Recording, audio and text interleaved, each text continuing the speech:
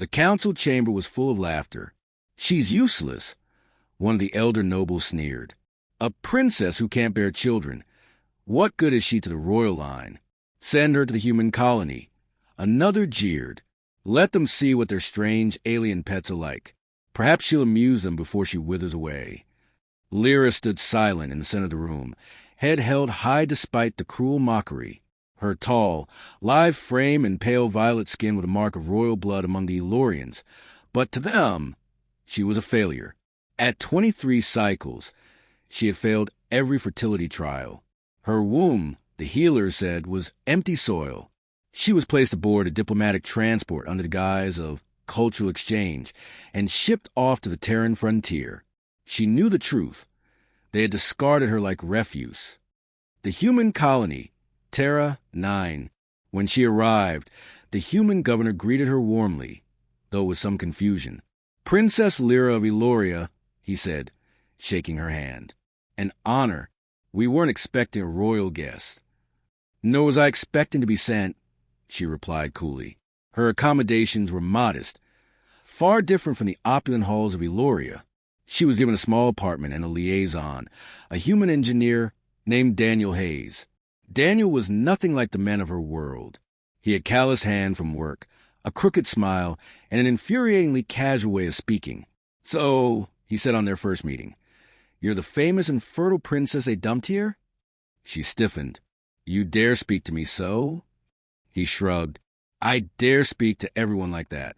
Look, if you're going to stay here, you'll need to learn how to live like the rest of us. No servants, no courtiers, just people." She wanted to despise him. Yet, over the weeks, something changed. Daniel taught her how to cook Terran food, how to repair small machines, even how to laugh again. He never looked at her with pity, only as if she were simply herself. One evening, after months of quiet companionship, they sat watching the alien sun set over the steel plains. "Why do you stay near me?" she asked suddenly. He glanced at her, surprised. "Because I like you, Lyra. Not the princess. Not the exile. Just you." Her throat tightened. No one had ever said that to her. That night, she kissed him, and he kissed her back. A year later, Lyra returned to Eloria under summons. The council had heard rumors, whispers that the barren princess had taken a human mate. They were eager to mock her anew. She walked into the grand chamber once more, but this time she was not alone. At her side, cradled in her arms, was a small child, skin a soft lavender hue, eyes a striking human green. The room fell silent. "This is impossible," one noble gasped. "Our physicians declared you infertile," another stammered. Lyra raised her chin, her voice clear and steady.